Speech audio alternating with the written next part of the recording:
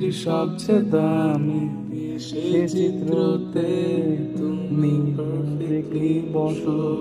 কেন লাগে শূন্য শূন্য বলো তোমায় ছাড়া এত তুমি কি তা হতে পারো?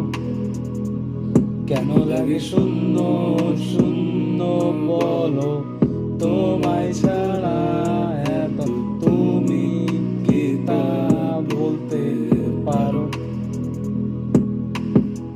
তুমিও কি কাজের ফাঁকে মনে করো